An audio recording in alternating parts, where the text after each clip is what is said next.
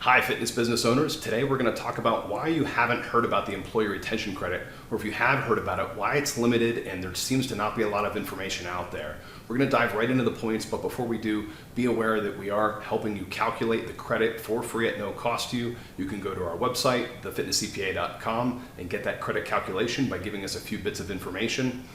But let's jump into the topic at hand. Why haven't you heard of it? First thing is that this rule, the employee retention credit, the law has been in place since early 2020. However, you could only have the employee retention credit or PPP funds, and virtually everybody took PPP funds. So the employee retention credit really fell to the wayside. In December, Congress realized that no one was using these allocated funds, and so they said, go ahead and take that credit all the way back to the beginning part of 2020. We don't mind. You can now have PPP and the employee retention credit together. We don't mind at all. And what this meant is that there's going to be retroactive changes. And so you have to go back and amend all of those prior year payroll reports, which will be relevant here in a minute when we talk about the other points. In December, they also made the employee retention credit eligible going forward for Q1 and Q2 of 2021. And then in March, they changed it yet a third time, and they made the credit eligible for Q3 and Q4 of 2021. So a lot of rule changes that are going on here that really made this credit kind of a quiet one initially. No one said to bother, and now has really come into the limelight.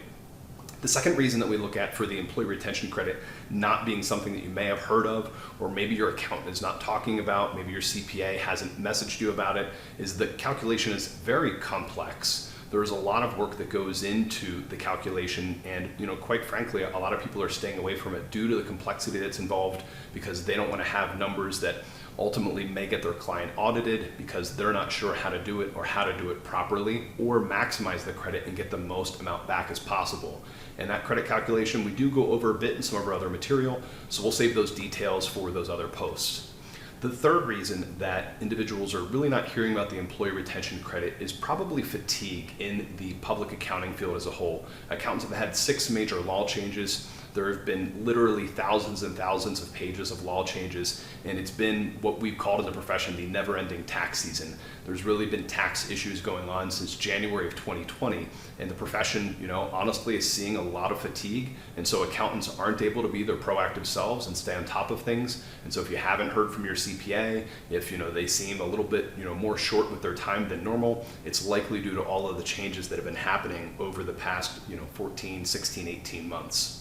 The fourth reason that we see individuals really not hearing about the employee retention credit is largely due to not having an accountant that's industry specific and really understanding what you're going through in the fitness industry. When we're thinking about fitness, there are so many unique aspects in the accounting and tax space, and one of them here is this employee retention credit. If you have a generalist accountant and his client base, he maybe has 100 or 200 clients, chances are maybe just 1 or 2 of them is a fitness business that's going to qualify for the employee retention credit.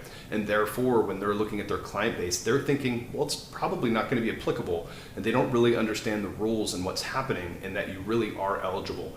Do check out our other blog post and other content that goes over a little bit more on why you qualify for the credit and why almost every fitness business does qualify.